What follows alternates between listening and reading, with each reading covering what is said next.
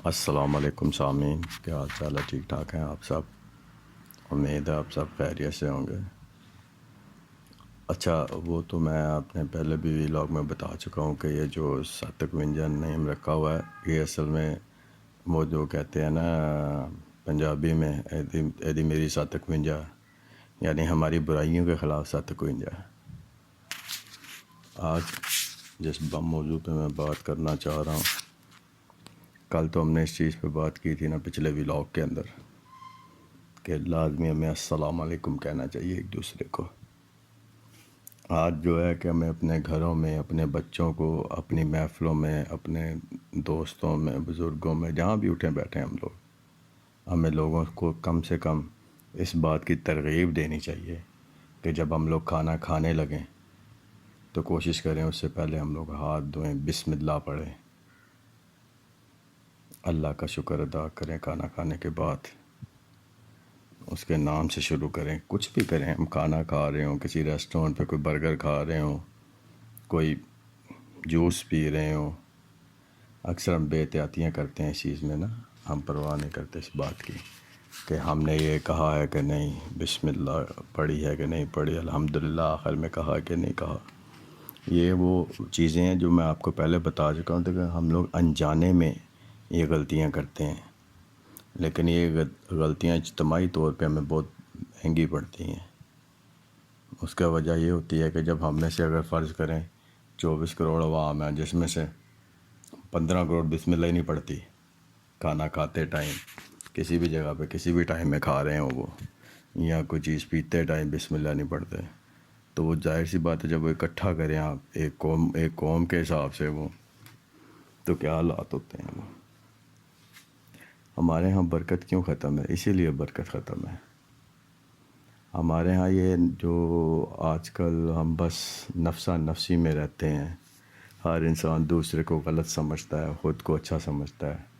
اور دوسری چیز یہ ہو گئی ہے نا، ہمارے ہاں ایک برائی اور بہت بری طرح پھیل گئی ہے، اور جب سے یہ انسٹاگرام، ٹک ٹاک، یوٹیوب، یا فیس بک، یہ چیزیں آئی ہیں نا، ان سے ہمارے نئی نسل میں، یعنی یوتھ میں، ینگ بچوں میں، چھوٹے بچوں میں بھی، ہمارے اب 2 3 3 4 یا 5 سال کا بچہ جسے موبائل چلانا آ گیا اب، تو اس کو بھی آپ دیکھیں، اس کے اندر بھی ہم نے یہ چیز ایڈ کر دی ہے، اور وہ چیز سب سے خطرناک چیز ہے، خود نمائی، کہ ہم صرف اپنی ذات کو پسند کرنا شروع ہو گئے ہیں۔ ہم ان یہودیوں کے، کرسچنوں کے، ہندوؤں کے اس مشن کو کامیاب کرنے میں خود ہی لگے ہوئے ہیں، آنکھیں بند کر کے، کیونکہ ہمیں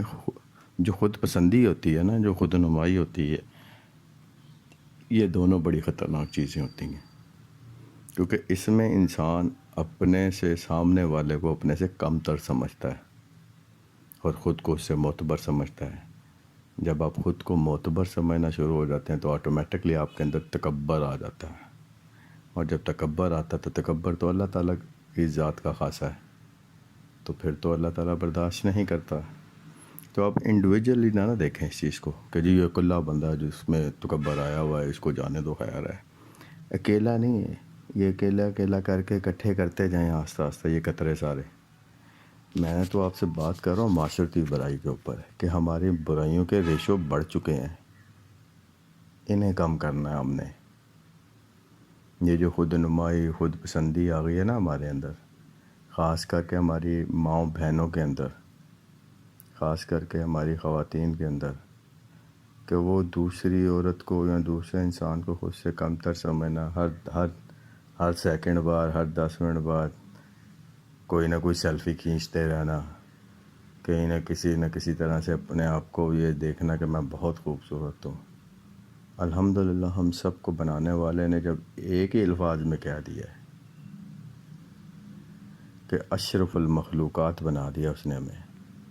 اس نے کہا ہے کہ انسان کو میں نے افضل مخلوق بنایا، یعنی سب سے اچھی مخلوق بنایا۔ جب اس نے ہم سب کو بنایا ہی اچھا ہے تو پھر ہم اپنی تعریفوں میں کیوں پڑے رہتے ہیں؟ ہمیں تو صرف وہ کرنا ہے جس کے لیے اس نے ہمیں بھیجا ہے۔ آپ نے کبھی یہ سوچا ہے کہ اگر آپ کا نام راشد ہے یا آپ کا نام کوئی بھی لیڈیز نیم لے لیں ہے، تو کیا آپ لوگوں کو مسلمانوں کے گھروں میں اس نے پیدا کیوں کیا؟ وہ تو آپ کو کرسچن کے گھر میں بھی پیدا کر سکتا تھا، ہندو کے گھر میں بھی پیدا کر سکتا تھا، وہ تو کچھ بھی کر سکتا ہے، لیکن کیوں بھیجا اس نے مسلمانوں کے گھروں میں؟ اسی لیے بھیجا کہ وہ آپ سے خیر چاہتا ہے، وہ آپ کو خیر کے راستے پہ دیکھنا چاہتا ہے، اللہ کے ساتھ آپ کو اس امتحان میں ڈالنا چاہتے ہیں۔ اللہ تبارک و تعالیٰ نے اسی لیے تو آپ کو مسلمان پیدا کیا، مسلمان گھر میں پیدا کیا۔ آپ کو مسلمان کے گھر میں پیدا کرنے کا مطلب ہی یہی ہے کہ آپ نے دنیا جہان کی ان آسائشوں سے، ان برائیوں سے 751 کرنی ہے، 751 لگا کے رکھنی ہے، آپ نے لڑنا ہے ان برائیوں کے خلاف۔ کیونکہ میں نے تو پہلے بھی آپ سب سے کہا تھا کہ آپ قرآن کا مطالعہ کریں ترجمے کے ساتھ۔ جب آپ قرآن کو اپنے گھروں میں پڑھنا شروع کریں گے ترجمے کے ساتھ،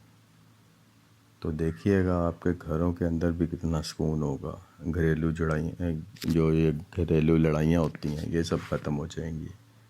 بہت سی چیزیں ہیں، آپ ٹرائی کر کے تو دیکھیں۔ آپ کے لیے امتحانات بھی بہت سے آئیں گے، وہ آپ کو بہت سی مشکلوں میں بھی ڈالے گا، ایسی چیزوں سے آزمائے گا کہ آپ کی سوچ ہوگی۔ آپ کئی دفعہ تو یہاں تک آ جائیں گے کہ بس اس سے بہتر ہے کہ موت ہی آ جائے، لیکن ایسا نہیں ہے، اس نے تو آزمانا ہی آزمانا ہے، کیونکہ اس نے انسان کو، وہ کہتا ہے کہ میں نے انسان کو ہارڈ بھی بنایا، سخت بھی بنایا، جلد باز بھی بنایا، لالچی بھی بنایا۔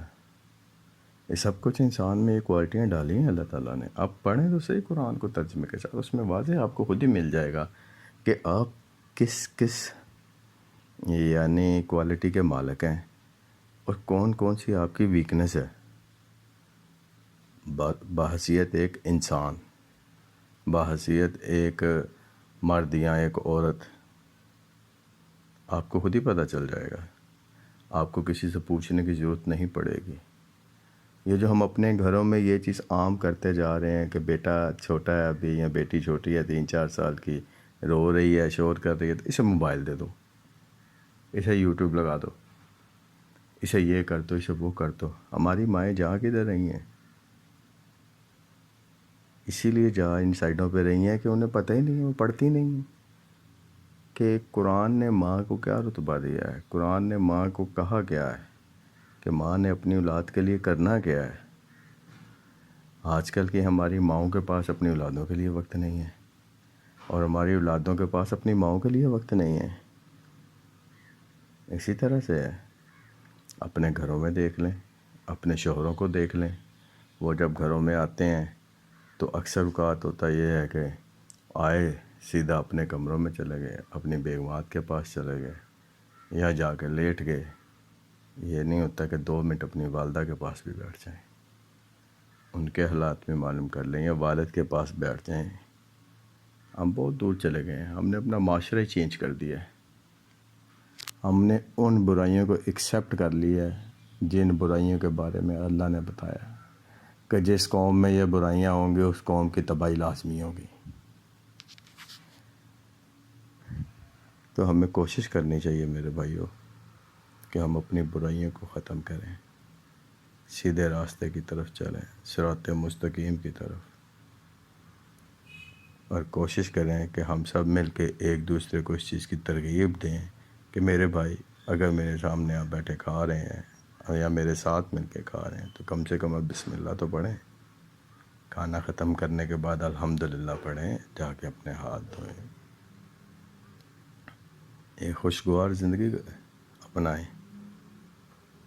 آپ کی صحتیں بھی ٹھیک ہو جائیں گی، یہ ہسپتالوں میں لگے رش بھی ختم ہو جائیں گے۔ ہم نے اصل میں نا خود ہی خود کو تباہ کر لیا ہے۔ ہمیں کسی دوسرے کو ہمیں مارنے کی ضرورت نہیں پڑتی۔ وہ جیسے کیا کہا کسی شاعر نے کہ ہوئے تم دوست جس کے دشمن اس کا آسماں کیوں ہو۔ ظاہر سی بات ہے، ہم آپس میں ایک دوسرے کے ایسے دوست ہیں، ہم کسی برائی کو دیکھتے ہیں اپنے دوست کی تو اس کو روکتے نہیں ہیں، بلکہ یہاں اس میں شامل ہو جاتے ہیں،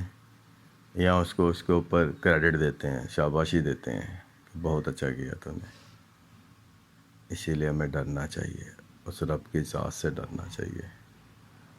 اپنے آپ کو سیدھا کرنا چاہیے، یہی ہم سب کے حق میں بہتر ہے۔ پھر آخر میں وہی بات کہ یار زندہ صحبت باقی، اور علامہ اقبال کا وہی خوبصورت سا شعر کہ انداز بیاں اگرچہ کچھ شوق نہیں ہے، شاید کہ تیرے دل میں اتر جائے میری بات۔ اللہ